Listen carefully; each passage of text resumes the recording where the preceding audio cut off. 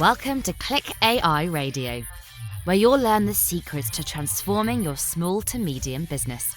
Grant has been helping businesses transform using technology for over 30 years. Advanced technologies like artificial intelligence have been available only to large companies and advanced technical teams. Grant will discuss how you can use to leverage AI and other technologies to grow your small to medium business. As a gift, Grant is offering his ebook, AI for Sales Growth, at clickairadio.com. Now, here's your host and biz tech geek, Grant Larsen. Hey, welcome everybody. This is Grant. Welcome to another episode of ClickAI Radio. As you know, my previous podcast had an opportunity to have my son Steve Larsen join. That was a real treat. I have another interview coming up with another business entrepreneur. I look forward to having them involved as well. Okay, so after talking with Steve, I was thinking through what are some of the things that each organization needs to do to prepare your business to take on AI. And as you know, typically as a small to medium business owner, you don't have a lot of time. And so what you need is to have the benefits and the luxury of AI and at the little or the least amount of effort on your part, right? So as I started thinking through, how have I seen this applied? How have I applied it? What have been some of the best practices? And so I ended up coming away with 7 items or 7 steps to go through to prepare our organizations. Now, before I go through that, not long ago there was this article from Forbes that was talking about preparing your business for the artificial intelligence revolution. Sounds techie, right? Anyways, kind of an interesting piece. Talked about some of the key steps, and I'll touch on some of these because I've seen some similar things from my own experience. And the funny thing about it is, the term AI is such a broad term that answering this question actually translates into quite a different answer based on the kind of AI you're applying. So for example, let's say that you're going to apply a chatbot. If you don't know what that is, sometimes if you get onto a large company's website and you're interacting with them and you're typing something in one of those chat windows, those can many times be driven by chatbot artificial intelligence, right? Where they're looking at the text that you're sharing, and they've got some scripted and guided AI conversational interactions, right? There's that kind of AI. Then certainly there's AI as it relates to more machine learning, where it might be doing image analysis or looking for patterns in sales transactions or things like that, right? So when I say, hey, what are some steps we can go through to prepare ourselves for AI, I'm talking more general, right? I'm not going to narrow in on any one specific thing because there are some commonalities that I found across the organizations and across the kinds of AI that we need to go through. So let me talk through these, but just briefly, I wanted to sort of set the stage here. Why AI, right? So why? So this is an interesting piece. It came out of a report from Price Waterhouse. When was this? A year or two ago. They were looking at what is the economic impact of AI, at least as they predict this, over the next, say, 10 years. And what they indicated was the global economic impact of AI up until or through the year 2030, so what, about 10 years from now, is $15.7 trillion. That's huge. Now, that's not just a U.S. number. That's not just a European number or a China number. That's a global number. Now, it turns out, based on their report, that about 3.7 trillion of that is U.S. GDP impact, whereas Northern Europe has about 1.8 trillion. The other big one is 7 trillion from China. So it turns out AI is even going to leverage China's economy more. At least that's what Price Waterhouse is predicting. Regardless of that, $15.7 trillion impact to GDP across the planet. That's a pretty big number. So the point is, we got to think about, what does it mean to my business, and what are some ways in which I can leverage this so that I don't get behind on the wrong side of the digital divide, right? We know what that is. The digital divide means that I'm at a point where I'm not leveraging technology to help my business compete. And that will become more and more important as the years roll forward. And now as AI is working to become more pervasive, right? It's working to become more as part of the fabric of the way we do things. In fact, I was talking with one of my kids there the other day, and I said, "Hey, have you ever done anything with AI?" And she goes, "Well, in fact, some of you may know her. Her name's Marie." I said, "Marie, have you ever done anything with AI?" And she's like, "No, I don't think so." And I said, "Hey, open up your iPhone and go to the Photos app, and you see your photos in there. Yeah. Enter the search word clouds." And pretty soon she types in the word clouds, and back comes a collection of pictures in her iPhone with clouds. That's machine learning. That's AI. So Apple's already been putting it into the products, right? It's starting to become a natural part of the way in which we interact with things. And sometimes we don't even know it. Now, it's important, though, with us as business owners to know it, right? We've got to know how can we leverage it so that we can be and maintain competitiveness. So there's a few things. One is so here's seven steps, 7 things to think about. Number 1, get familiar with the different kinds of AI. So when you're preparing your business for AI, it's actually critical to understand what are some of the different categories of it. How might I use it? Is it around image processing for my business? Am I going to use it for analytics as it relates to my sales predictions? Maybe I need to use it for understanding my, my leads and the quality of my leads. Whatever it is, before you get too far into that, understand the different potential AI solutions that are out there. Okay, so that's step number 1. Just get familiar with the playing field. Step number 2 of 7.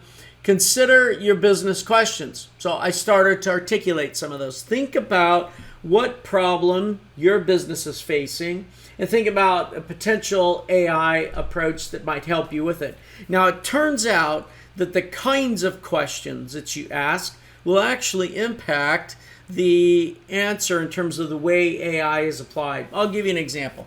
So if you wanted to understand, hey, is this particular sales strategy, right? What do I think the potential revenue opportunity is? When the answer is more of a number, then that's one style of questioning and one style of AI. Whereas if I say something like, what kind of behaviors influence refunds, if I'm going to get higher refunds or lower refunds, right? That's more of a yes/no kind of question. And so you don't have to really worry about that too much. Whoever you're working with, though, when you are applying the AI, they'll look at that closely. So that's step 2. Consider your business questions. What are they? Number 3, step 3. So determine then what kind of AI you think you're going to maybe need, right? Now, you don't have to become an expert at it, but you might be able to say, well, I know for sure we're not going to be doing any AI on the iPhone, for example, right? So you're able to break down and choose or deselect, if you will, areas that aren't interesting. Number 4, all right? Now, this is a critical part because, as it turns out, this is typically done impacting your whole team. See, when you apply AI, the 4th step is to get others involved. And so you want to understand from the perspective of your team, what will happen to your processes? What will happen to them if you actually go apply some AI? Will you likely have to change some of your business processes or change some of the ways in which you're doing business? In a lot of cases, what I see is the AI will point out not only the good things that you should go do more of with high probability of success, but will also point out, here's some behaviors you should stop, right? That it either means that you're not going to get the lead, or it means that high probability that you're going to get more refunds from this, or you're not going to close as much in terms of business.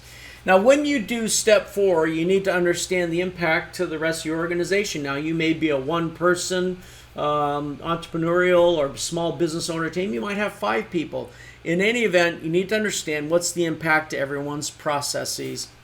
That's number 4. Number 5 is now that you've taken a look at what kind of AI I might use, what are my business problems, what might be some of the processes and the impact to my team, now you're going to prioritize them. That's step 5. You got to prioritize it. You can't go do all of it. It's just too overwhelming. So not all AI answers, whether it's patterns or predictions, are weighted equally. That's one way to think about prioritization. But another is the impact to your business processes. Sometimes you might look at an AI prediction and say, well, I realize it's telling me I could probably get a 20% growth here, but the changes to some of our internal systems or processes or whatever it might mean might be more than what we're willing to take on at this point. So you actually want to go pick whatever's the right subset of the AI prediction you should go after. Don't go try to do all of it. It'll pull your hair out. All right, and here's number 6, step number 6. Actually, step number 6, I find, is where most people tend to start, right? They tend to start thinking about their data, right? So step 6 is review your business data. But you notice that in reality, what I found is got to understand the potential of the AI capabilities, and then the business problem you're trying to solve, and then the impact to your business. And now let's go look at the data, right? Let's go examine what areas of the data we might have available or may not have available to help us answer those questions. So we need to understand what the data looks like at that point. So that's step 6. Take a look at it. And your data will most likely come from multiple places or systems. You might be getting your ads out on Facebook. You want to understand that information. Certainly you might be using something like a ClickFunnels or something like that for tracking your sales or what have you. Or if you're doing high ticket coaching, you might be using something like Tribe or whatever it is. The point is you want to pull all those together to tell a story of the journey of your customer from when you first reach out to them through the ads all the way through to you capturing them and then even into the high value part of your ladder. Okay, so that's understanding the business data. And then last but certainly not least, it's as you get the AI predictions and as you get the information, certainly you need to be preparing your business to revise, to pivot, to adjust. So even before you ever get it, got to get people, whether it's your own mindset or others, into the line of thinking that you're going to be taking a consistent, regular pulse of evaluating what are the things that the AI can see that we're not seeing, and then be open to, now let me make some adjustments to the business so that we can leverage the insights from that. But you have to have a mindset of being willing to make those adjustments. So just setting your business up. It's funny, I was talking with someone the other day and we were talking about those companies that weren't willing to make change. And where are they today, right? And we all know the stories of Blockbuster Video, right?